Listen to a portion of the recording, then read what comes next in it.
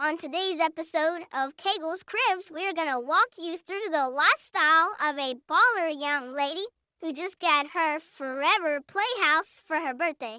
This playhouse has everything you need to host the swankiest of parties. Starting off with an impressive 580 square feet of rubber mulch, you're not gonna have to worry about getting dirt in your shoes here. Next, we have some fully functioning window frames for those busy days when you need to DoorDash and you just don't feel like getting out of the house. It also comes equipped with solar-powered lights for those late-night parties. This 8x6 playhouse is supported by a 12x9 deck and is a perfect place for tea parties and dinners alike. You may have also noticed that this playhouse comes equipped with a fully functioning rock climbing wall and a rope swing that supports up to 300 pounds.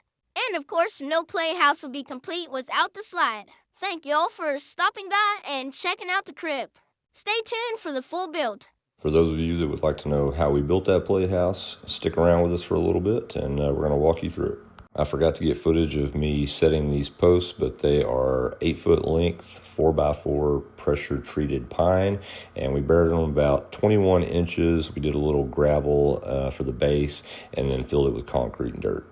That being said, all the wood on this project was all pressure treated pine. Here we're just getting our border set with some 2x8s so we can start running our floor joists. I'm sure there's a lot of ways to start out building your deck, but this was just the way we did it. As you can see, I like to keep my support posts extra long so I can get the deck set at the right height, and then once everything is leveled, I'll go ahead and cut those off. Here we're adding our joist hangers, and they do make these for specific boards, so just make sure you've got the right size. All of our joists are set and the deck is leveled out, so we're going to go ahead and cut off the extra length on our 4x4 support pieces. Here we're going to go ahead and add in some extra support pieces to keep this deck nice and rigid. We're going to move on to go ahead and get in the top of the deck laid, so we've got our 1x6s here. And as with any project, you should test things out as you're going. I give it a 10. Now we're starting the framing for the playhouse itself. We're using some 2x4s. This is clearly not a traditional house. I opted to go with screws instead of a framing gun. I just felt like it was just going to be better for this, so we used some 3-inch exterior screws. And of course, using screws takes a little bit longer, but I'm not a framing expert, so I just assumed screws might be better than nails in this case. For the majority of this build, I was doing 16-inch centers, but on some of these smaller walls, we went a little bit closer. The customer did actually have some build plans that she bought, and so I used those as inspiration for some of this build. I didn't stick to the exact design in some things, but a lot of it was based on those plans. If you follow my work, you probably know by now this is not my normal project. This build was actually also for a friend of mine, and I thought it would be something fun to do for her little girl and her birthday, and something that she could use for many years to come. The build plans on this didn't call for your traditional rafters. It's actually more like a wall that we framed up, and we're going to go ahead and lay that up here in a sec, and you'll see how we installed that. All right, first one's in. Now we're going to go ahead and lay the second one up. Once we felt everything was pretty locked in and squared up, we went ahead and got our 1/2-inch OSB, and we're going to go ahead and screw that in. As you can see, things are starting to take shape now. Got a good looking playhouse and about to start waterproofing the roof. Now the build plans didn't even call for this. This was just my idea, so I thought I'd throw some Tyvek on here and make it less likely to leak. It's not getting shingles or metal sheeting or anything. We're just going to use some 1x6s, but thought it would be a little better. Now, as with the roof, we're also using the same 1x6s to do the siding on the playhouse. If you're seeing this next clip and you're wondering what the yellow strap is for, the walls were just slightly off level, so I had this idea of going ahead and strapping that down and just pulling the walls over about 1/4 inch, and once you get your siding on here, it's going to really lock that in. For the railing around the deck, I knew that if we can go ahead and pre-paint all the balusters, this was going to save us a lot of time than trying to do that by hand, which would have been a nightmare. And here I'm using my jigsaw to go ahead and trim out some of the siding to custom fit around the windows. All the siding is done. Now we're just finishing up getting the 1x6 on the roof. If you're wondering who this playhouse is for, It is actually for the little girl on the swing. What's up, Mallory? Since we got all of our balusters painted, we thought it'd be a good opportunity to go ahead and get our corner posts and hand railings painted as well.